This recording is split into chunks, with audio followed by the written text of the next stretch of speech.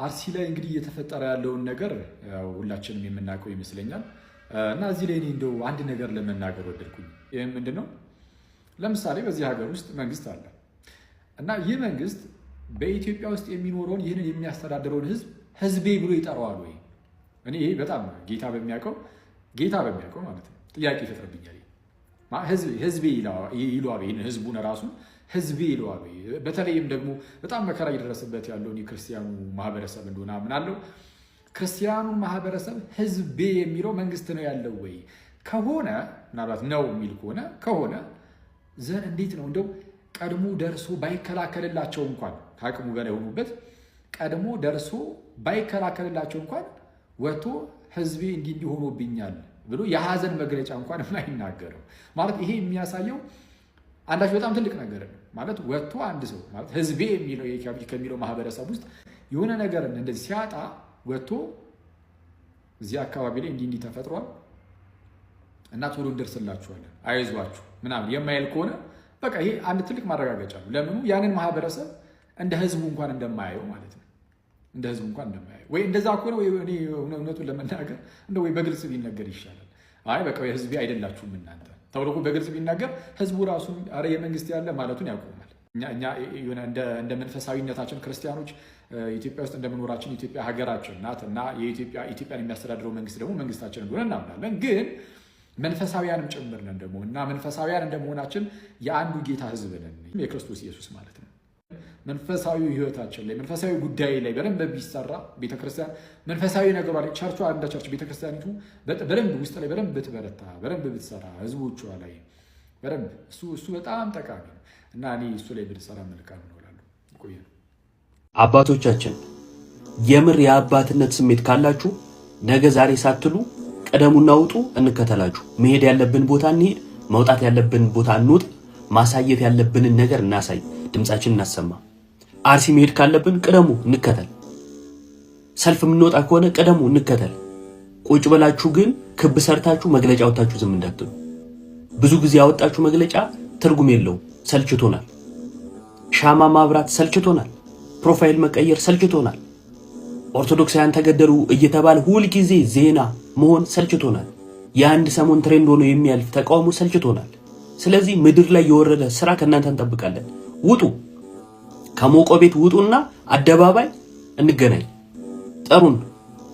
አለበለዚያ ወጣቱ ቀድሞ የሆነ ነገር ቢፈጠር እርግጠኛ ነኝ ደብዳቤ እንደምትጽፉ አናቃቸውም እንደምትሉ። ስለዚህ ቀደሙ። ትላንትና ጥቁር ለብሰን ወንበራችሁን አስጠብቀናል በብዙዎች ደም። ዛሬ እንደዛ አይሆንም። ውጡ። ደሞዝ የምትበሉባት ቤተክርስቲያን ነች። የምትመኩባት እንደ ልባችሁ የተከበራችሁባት ቤተክርስቲያን ነች። እያለቁ ያሉትም የዚች ቤተክርስቲያን ልጆች ናቸው። እናንተ ቁጭ ብላችሁ ሌላ የሚሞት ወጣት አንጋብዝም። እኔ በበኩል ያን የሚሰማኝ። ስለዚህ ውጡ። ዛሬም የአርሲ ጉዳይ የሚገዳችሁ ከሆነ ይሄንን ቪዲዮ ኮፒ ሊንክ እያደረጋችሁ ሼር እያደረጋችሁ ለአባቶች አድርሱልን። አባቶች ድንግል ማርያም ምስክሬ ናት፣ መፍራት በእናንተ አያምርም። ድምፅ አለመሆን በእናንተ አያምርም። መንጋውን ችላ ማለት በእናንተ አያምርም። ይሄ ጩኸት የኛ ሳይሆን የእናንተ ነበር ዛሬ መሆን ያለበት። ዝምታ በእናንተ አያምርም። አይቶ እንዳላየ ማለት በእናንተ አያምርም። መልስ አለመስጠት በእናንተ አያምርም። ቦታው የተቀመጣችሁበት ቦታ ተመችቷችሁ ተንደላቃችሁ የምትኖሩበት ወንበር ሳይሆን እንደዚህ ግፍ ሲፈጸምና በሚለቀስበት ሰዓት ላይ መከራ በሚበዛበት ሰዓት ላይ አጥታችሁ እንድትናገሩ ልጆቻችሁ እንድትጠብቁ ነው ክርስቶስ ኢየሱስ አደራ ያላችሁ እንጂ አይታችሁ እንዳላየ ሰምታችሁ እንዳልሰማ ዝም እንድትሉ አይደለም። ስለ እውነት ነው የምላችሁ። የዛሬው ትውልድ ያልፋል። የነገው ትውልድ ግን ስማችሁን ለዘላለም በማይረሳ መንገድ ነው የሚያነሳውና አባቶች መፍራት ዝም ማለት በእናንተ አያምርም። አሁንም ድረስ በሰቆቃ ነው ያሉት፣ እየሞቱ ነው ያሉት ከህፃን እስከ አዋቂ። ቤተክርስቲያን እየተቃጠለ እናንተ ግን የተለያየ አይነት ስራ ላይ ሆናችሁ ይሄ ተመረቀ ይሄ ተከፈተ ማለት በእጅጉ በጣም የሚያሳፍር ነውና አባት እንደ አባት ቆፍጠን ብሎ ካልተገኘ ምን አለ ታዲያ? ምንድነው የሚያስፈራችሁ? እናንተ ለዓለም እኮ የሞታችሁ ሰዎች እኮ ናችሁ። ልጆቻችሁ እኛ ብቻ ነን። የሥጋ ልጅ የላችሁ ምን የላችሁ። የኃላፊነታችሁ እኛን መጠበቅ እስከሆነ ድረስ ለምንድን ነው ይሄንን ስራችሁ ማለት? እህት አብያተ ክርስቲያናት የሚባሉት እነ ግብጽ እንኳን አይሸፍኑም። ግብጽ ስርዓቷ የጠፋባት የነደደች የጥንት ሰዶምን የመሰለች ከተማ ናት። አርአይ አድርገህ ስትንቀሳቀስ ይደንቀኛል። ያኔ እኮ ግብጽ ብለን በቅዳሴውም ስርዓተ ግብጽ የምንለው እኮ ጥንት በነበራት ነው እንጂ ዛሬ ባላት አይደለም። ከካቶሊኩ ጋር ተጋብታለች። ስለ አሃት አብያተ ክርስቲያናት እንደዚህ አይነት ጠንከር ያለ ንግግር እኔ እንጃ ከምን አንጻር እንደሚነገር ግን በጣም ከባድ ነገር ነው። በነገራችን ላይ ይህንን የምትመለከቱ ሰዎች የቤተክርስቲያን ባህሪያት ብለን የምንማማራቸው ወይንም ቤተክርስቲያን ያስተማረችን ነገር ለዩኒቨርሳል ቤተክርስቲያን በትክክል ይሰራል። ምን የሚለው አንዲት ቅድስት ንጽሕት ኩላዊት የሚለው የግብጽ ቤተክርስቲያን የራሱ የጌታ ኢየሱስ ክርስቶስ አካል ናት። የኔ ቤተክርስቲያን ናት። ምስጢራትን ልፈጽምባት የምችላት ቴዎሎጂካሊ አንዲት ቤተክርስቲያን የሆንን ቤተክርስቲያን ናት። ስለዚህ የግብጽ ቤተክርስቲያንም አንዲት ንጽሕት ኩላዊት ቅድስት ቤተክርስቲያን ናት ማለት ነው። ይቺን ቅድስት ንጽሕት ኩላዊትና አንዲት ቤተክርስቲያን በዚህ ልክ መናገር በጣም ይከብዳል። ስለ ቤተክርስቲያን የምንነጋገራቸው እያንዳንዱ ነገሮች የኢትዮጵያ ቤተክርስቲያንን ብቻ የሚመለከቱ አይደሉም። ይልቁንም ኦሪየንታል ኦርቶዶክስን እንዳጠቃላይ የሚመለከት ነገር ነው። ስለዚህ የኛው የሆነችን ቤተክርስቲያን በዚህ ልክ መናገር በጣም ይከብዳል። እርግጥ ነው ፖለቲካል የሆኑ ጉዳዮች ምናምን ሊኖሩ ይችላሉ። አይደለም ከአንድ ሌላ ሀገር ሲኖድና ከሌላ ሀገር ሲኖድ ይቅርና አንድ ቦታ እዚሁ ሀገራችን ላይ ብቻ እንኳን በሲኖድ መካከል የተለያየ አይነት ፖለቲካል ቤተክርስቲያናዊ ፖለቲካል ኢሹዎች ሊኖሩ ይችላሉ። ይሄ ግን ተይዞ ቤተክርስቲያኗን እንደ ቤተክርስቲያን በዚህ ልክ መናገር በጣም አግባብ ያልሆነ ንግግር ነው። ፖለቲካል ኢሹዎችን ነክሶ መናገር ይቻላል። የግብጽ ቤተክርስቲያን አባቶች በኢትዮጵያ ላይ እንደዚህ አይነት ነገር አድርገዋል ምና እየተባለ ማለት ነው። ግን ቤተክርስቲያኗን እንደ ቤተክርስቲያን በዚህ ልክ መናገር ፍጹም ስህተት ነው። ቴዎሎጂካሊ ስህተት ነው። ቴዎሎጂካሊ ስህተት ነው። ከመጽሐፍ ቅዱስ አንጻር ስህተት ነው። ከክርስቶስ ኢየሱስ አንጻር ስህተት ነው። ከቤተክርስቲያን ትምህርት አንጻር ስህተት ነው። የጌታን ቤተክርስቲያን በዚህ ልክ እንዲመናገር አይቻልም። የትኛውም ክርስቲያን ይሄ ስድብ ነው።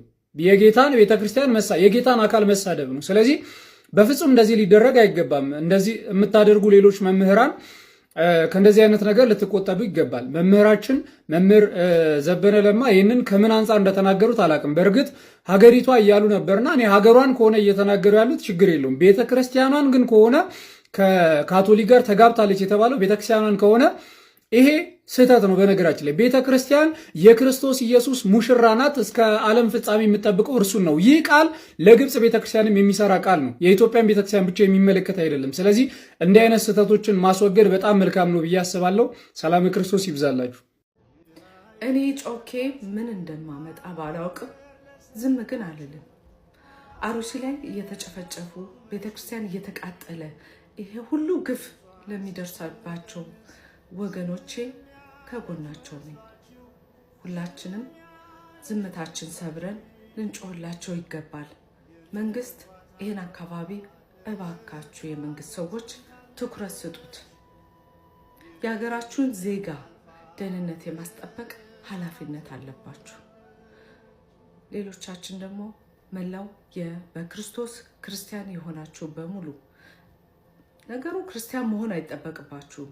ለሰው ልጆች ድምፅ ለመሆን ሰው መሆን በቂ ነው።